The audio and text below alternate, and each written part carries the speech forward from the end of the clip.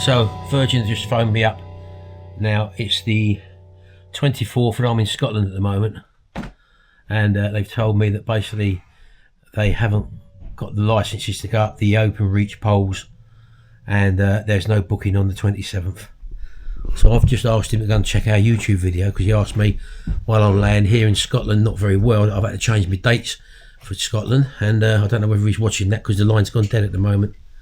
This is Ben I'm speaking to, the pre-booking or pre-installation engineer. So I'll have you on hold for a minute, folks. Hello? Hello, Martin. Sorry. That the call must have dropped there. I don't know what happened there. Is this signal? Is this... Yeah, the call's dropped. It doesn't sound like the connection's very good here. It's... What I'm gonna... Sorry, carry on. What I'm going to have to do, Martin, is I'm going to have to escalate this now, because I need to find out if this license has been granted or not. Right. As soon as I get confirmation, our systems won't, until we get confirmation the license has been granted, the systems physically won't allow us to book in an installation date. Yeah. So that's what I've got to find out. As soon as I get confirmation that it's been granted, then I can get you an installation date booked in. So basically what you're telling me is, when I called up the Indian call centre, or which appear I gather is an Indian call centre, after the last two failed installation dates were given to me, and I hadn't received any confirmation. I was under the impression that I would get a phone call pre the installation day to let me know that the engineer was on his way. Well, on all occasions that's not happened, and I've had to call up a help desk number.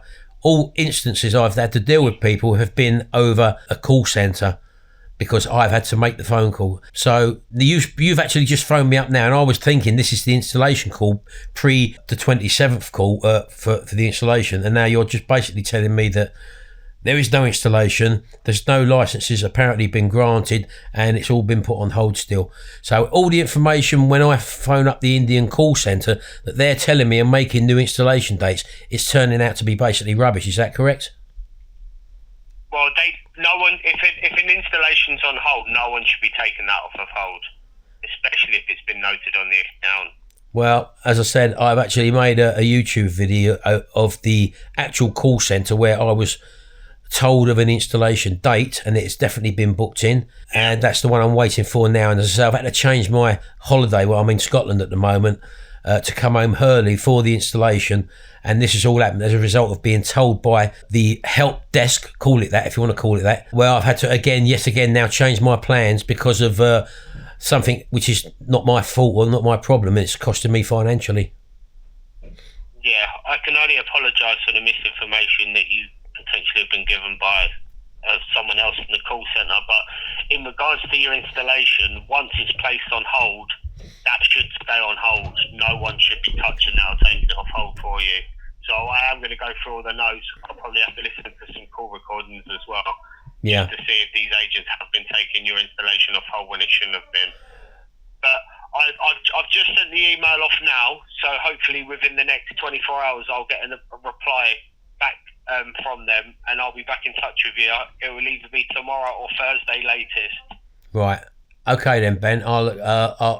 I'd rather deal with someone I can understand and that I know is going to actually do something, because all these call centres seem to be doing, although they're saying they've got full access to my account, and then they say if they can't answer the question, they go to the install team, and they said they've got the information from the install team that the installation will take place now on the 27th.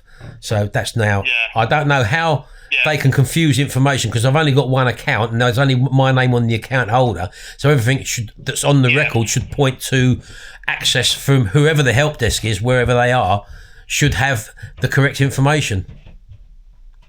Well, what I'll do now is, I'm the case manager on the account, so I'm the only person you'll need to speak to. What I'll do is I've escalated the email now, so hopefully within the next 24 hours I'll get a reply back to them. So as soon as I get a reply back from them, I'll be straight on the phone to you, so that'll either be tomorrow or Thursday latest. Right, now is there any way possible, Ben, that I can get back in contact to you? Because the only contact number I have is an 0345 number, which takes me straight to the help desk in India when I need information. So far, anyone I've spoke to before has never come back to me. So is there a direct line, or how does it work when you're on the case now? I'll do is I've opened up a case to manage your account. I'll send you an email to it now. That'd be great. If you need to urgently need to get in contact with us, then just send an email to this case, and then it will flag up to me that an email reply's come through, and I'll know that you wanted to speak to me. That will be great if you could do that. At least I've got a direct line to someone, one who speaks English and understands the situation, and two who's saying they're going to actually do something, and you're basically accountable. Whereas when I put the phone down from these help desks, I got cut off once from the help desk after I've explained the whole situation as I've done to you. I got cut off, phoned the help desk number back up again, asked to speak to Ramesh or whatever his name was, and the help desk said I can't put you back for a caller because it's all done randomly. But now I've got a direct line to you. At least I've got a contact with a person who is understanding and familiar with the case. Ben, thank you very much indeed for that. Yeah, and I'll be chasing this. I mean, I chase my cases every 48 hours, so this will be being chased. And the thing is with these licenses is we don't have any contact information or systems whatsoever for OpenReach. So we basically request it to them, and then it's sort of a waiting game. As soon as they give an update on a date or when it's been done, that's the only thing we can do. So it's sort of our hands are tied when it sort of comes to getting the information. But just be assured that I will be chasing this up for you. Sort of, I'm on the ball with it, if you know what I mean. That's great. Well, the thing was, Ben, that I was approached last year by the door-to-door salesman in Virgin because they was installing the Virgin lines, the fibre lines in the area. I didn't take it up then because I was still in contract with BT, and I would have had to buy myself out of the contract. And they said by December everything would be fine. So another rep come around the door in January. I asked him about the licences because that's what was holding him up with this really back in the summer last year. He said all the licences are now in application, they'll all be got, and we'll come round and make the install in February. And that's when this farce began, because the licence hadn't been applied for, or they told me they had been, but then, as I say, I booked up with Virgin. I've cancelled my I haven't renewed my Open World or BT or EE contract, and so far all I've been is best about. So you can imagine I'm highly frustrated because I've been dealing with people who basically haven't got Scooby-Doo. Yeah, I completely understand your frustration there, Martin, and like I said, I will try and do everything possible to get this resolved as quickly as possible. As long as we just need to get some concrete updates and dates and sort of applications granted from OpenReach. As soon as we get that information, I'll be back in touch. Okay, Ben, I'll await your email first of all. At least that gives me a line of contact directly to you, and you'll keep me updated within 48 hours. Just reply to the email if you ever need me, because it'll flag off on my system that there's been an email reply, and then I'll call you. Just if you ever just need me to call you, even if you just say, would it be possible to call me on this date after this time, and then I'll schedule it in so I know. But like I said, as soon as I get an update from that team, either be tomorrow, Thursday latest, I'll be giving you a call back anyway. Great, thank you very much, Ben. Speak to you then, Martin. Bye-bye now. Bye-bye now.